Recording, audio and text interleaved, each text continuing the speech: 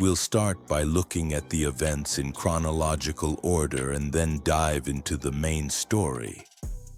In 1959, the Mount Weather Emergency Operations Center was founded.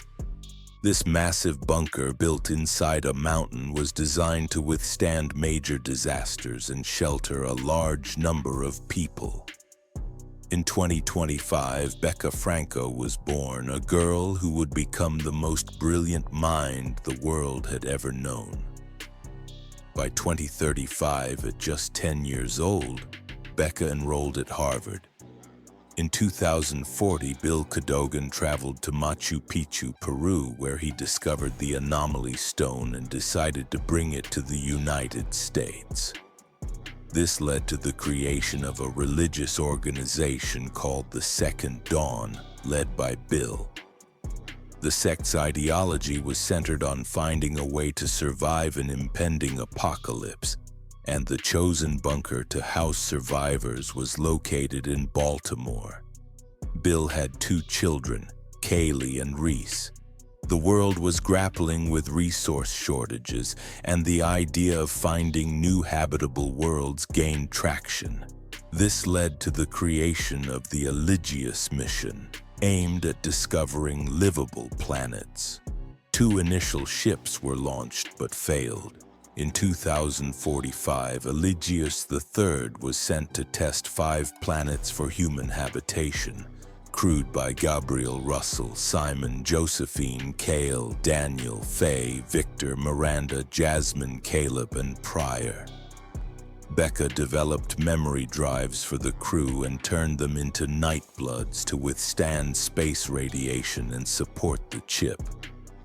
When the team arrived on the planet Alpha, Russell experienced hallucinations induced by the planet, leading to violent behavior and the loss of several crew members, leaving only their memory drives.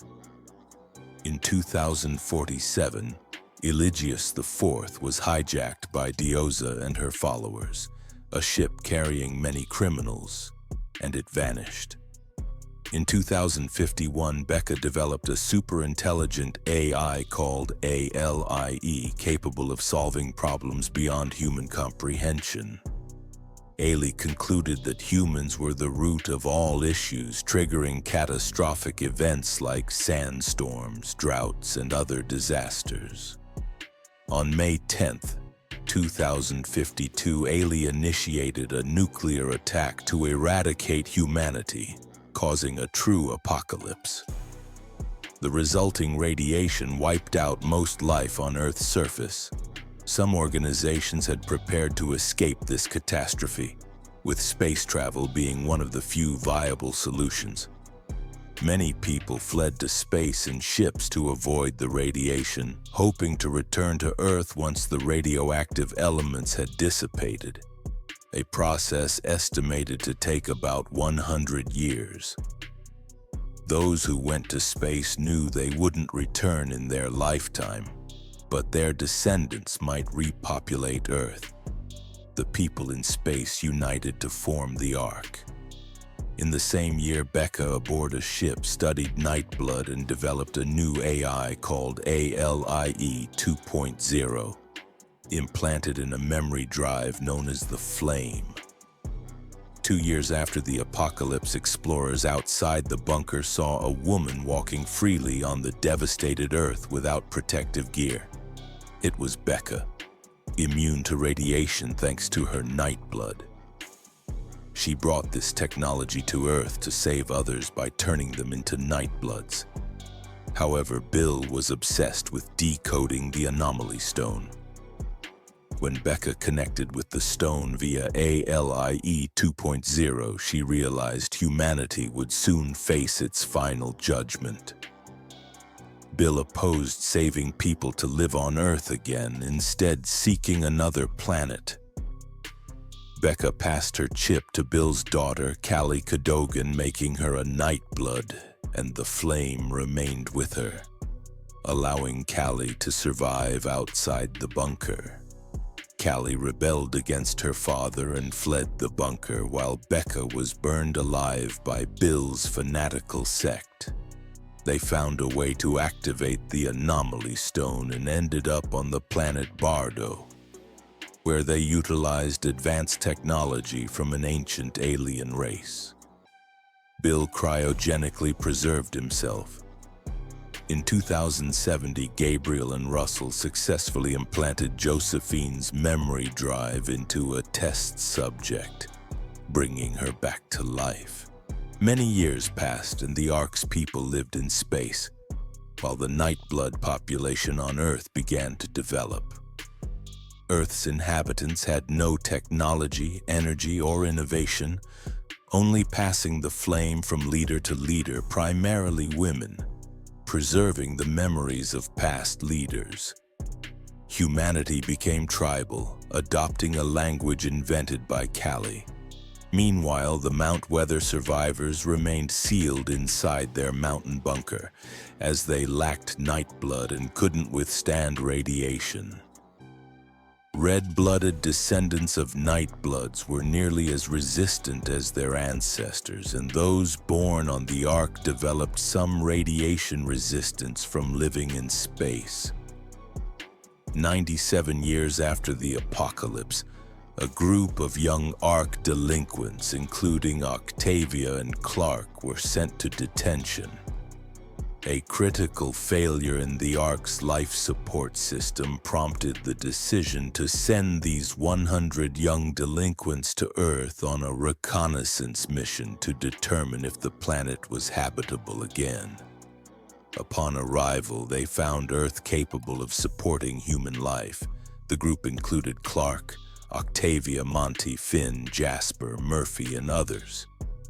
These spaceborne youths, encountering a transformed Earth with glowing plants, giant snakes, and two-headed deer due to radiation, were essentially aliens on their home planet. They soon discovered Earth was already inhabited. The delinquents destroyed their communication system with the Ark and removed their monitoring wristbands, which were meant to track their vitals. The Ark's monitors showed the wristbands deactivating, suggesting the delinquents might have succumbed to radiation or committed further crimes. Local grounders observed them and launched small, violent attacks for reconnaissance, injuring Jasper with a spear. The Ark, designed to sustain human life for 200 years, was failing, making survival impossible for its inhabitants. Governed by Chancellor Jaha and leaders like Clark's mother, Abby, a doctor, the Ark sent the delinquents with survival training, some skilled in technology. Some delinquents kept their wristbands, signaling to the Ark that Earth was habitable, though communication was nearly impossible. They made initial contact with the grounders but couldn't report it. Abby enlisted Raven, a tech-savvy genius, to send a manned pod to Earth to investigate. Raven landed, but Bellamy destroyed the pod's communication device to avoid contact with the Ark, as he had attempted to assassinate Chancellor Jaha, unsuccessfully. Raven, knocked unconscious during landing, awoke to the joy of solid ground, but learned Finn, her boyfriend, was romantically involved with Clark. A catastrophic failure on the Ark depleted oxygen supplies, forcing the sacrifice of 300 inhabitants to save the rest.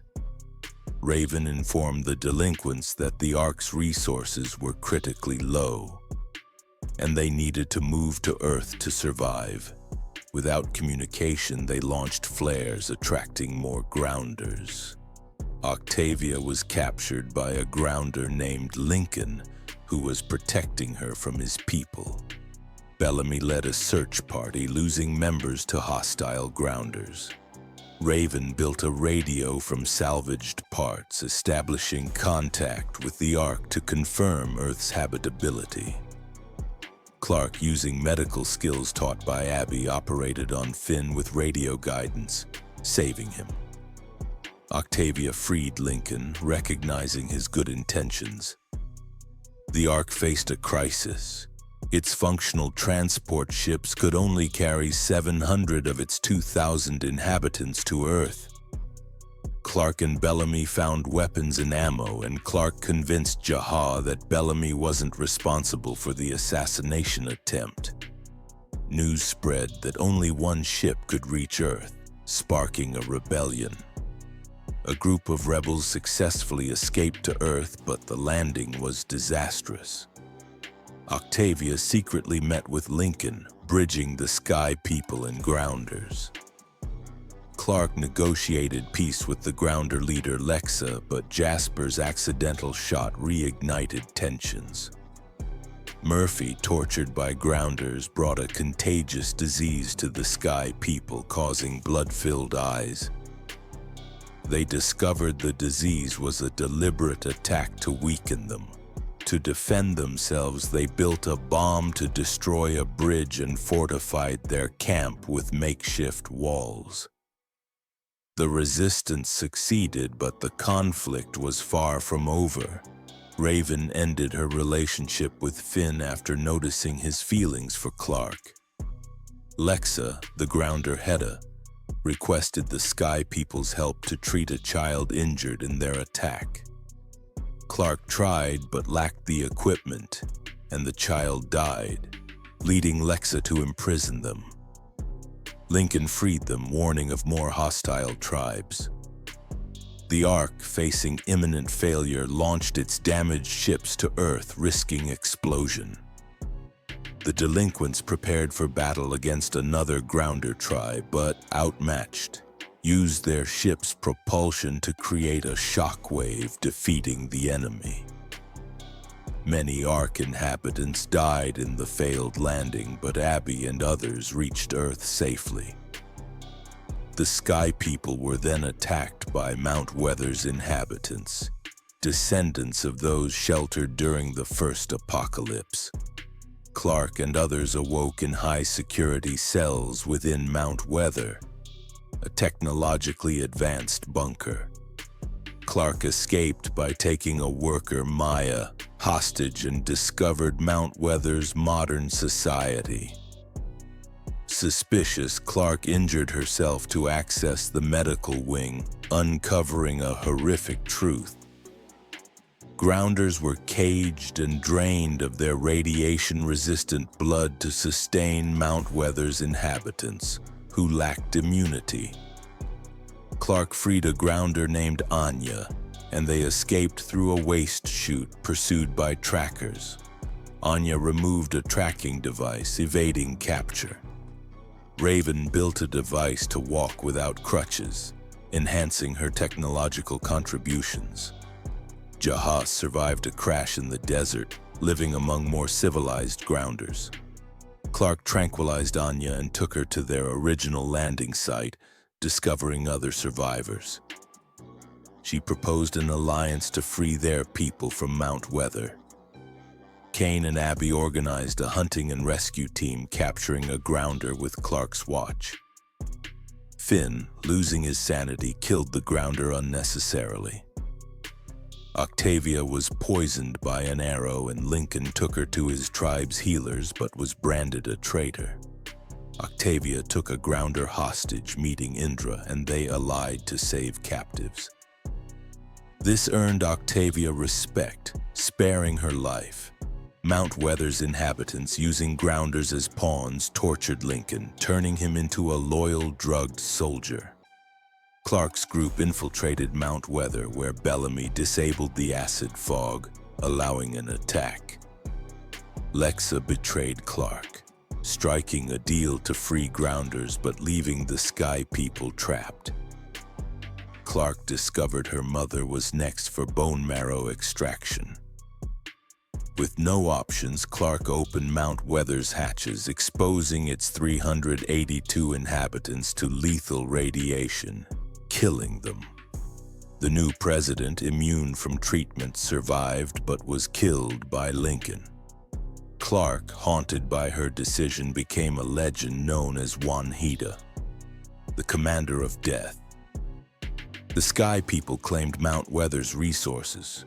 Jaha, seeking the City of Light, was manipulated by Ailey, who offered a chip to escape to a pain-free simulated reality. Raven resisted the chip but succumbed due to her leg pain, enhancing her intelligence but risking her life. Pike, a survivalist, led Arcadians to reject the Grounder Coalition, massacring Lexa's protective force. Lexa gave Clark time to resolve the situation, but tensions escalated. Lexa and Clark grew closer, but Lexa was accidentally killed by her guard, Titus. The flame was removed to select a new commander. Antari, a brutal nightblood, killed other candidates, leaving Luna as Clark's choice. Raven, tortured by ALIE, was freed using wristband technology. Emerson, a Mount Weather survivor, was killed by Clark using the flame. Ailey's chips enslaved many, including Kane. Clark entered the City of Light, confronting Ailey with Ailey 2.0's help. Discovering nuclear reactors were about to cause a second apocalypse, rendering 96% of Earth uninhabitable. Clark defeated Ailey, but Octavia killed Pike to avenge Lincoln. With 2 months until the apocalypse, Raven discovered Nightblood could be synthesized in zero gravity. The bunker could only hold 100 people, sparking political conflict. Gaia stole the flame, believing it sacred. Clark's group found the Second Dawn bunker, but the Azgeda clan caused issues. Octavia won a deadly contest to lead the bunker's survivors, uniting them as Wonkru. Raven, facing brain damage from Ailey's code, built a spacesuit and cured herself. As radiation worsened, Clark's group sought Raven, but their vehicle was destroyed. Echo saved them, and they planned to reach the Ark's remnants in space. A list excluded children and the elderly, and a gas was used to remove excess bunker inhabitants. Clark sacrificed herself to realign a communication antenna, allowing her group to escape as the second apocalypse, Prem Faya, devastated Earth. 6 years later, Clark survived with Maddie, a Nightblood girl she raised. The bunker, buried under rubble, resorted to cannibalism under Octavia's rule as Blodrina. Eligius IV, carrying cryogenically frozen criminals led by Dioza, returned. Bellamy's group, including Echo, stole fuel to land but was attacked by Dioza's men. Maddie saved them, and Bellamy negotiated with Dioza, demanding Clark's release and bunker excavation. Dioza's crew, suffering from a lung disease, forced Abby to treat them. A war for the last habitable land ensued. Shaw, opposing Dioza, aided Clark's group. Octavia's attack failed, and Maddie, now bearing the flame, devised a winning strategy. McCreary launched a missile, destroying the habitable land. Clark's group escaped on Eligius IV, entering cryosleep for 10 years, but Earth remained uninhabitable. After 125 years, Monte and Harper's son Jordan awoke Clark and Bellamy. They reached Sanctum, a moon inhabited by Eligius III's descendants, the Primes, who used memory chips to achieve immortality. Clark was overtaken by Josephine's chip, but her consciousness fought back. Octavia and Dioza, trapped on Skyring, faced time dilation. Hope, Dioza's daughter, rescued Octavia from Bardo's disciples who worshipped Cadogan. On Sanctum, Shedida possessed Russell, sparking chaos. Clark's group battled the Primes and Disciples. Maddie, tortured for the Flame's code, was left brain-damaged. Clark confronted a transcendent alien race, failing their test due to her violence. Octavia's speech halted a war, earning humanity's transcendence into a pain-free existence. Clark, barred from transcendence, lived on Earth with friends who chose to return sterile to prevent humanity's revival. The 100 is a saga of survival, sacrifice, and the search for a home amidst chaos. If you enjoyed this summary, like and subscribe for more.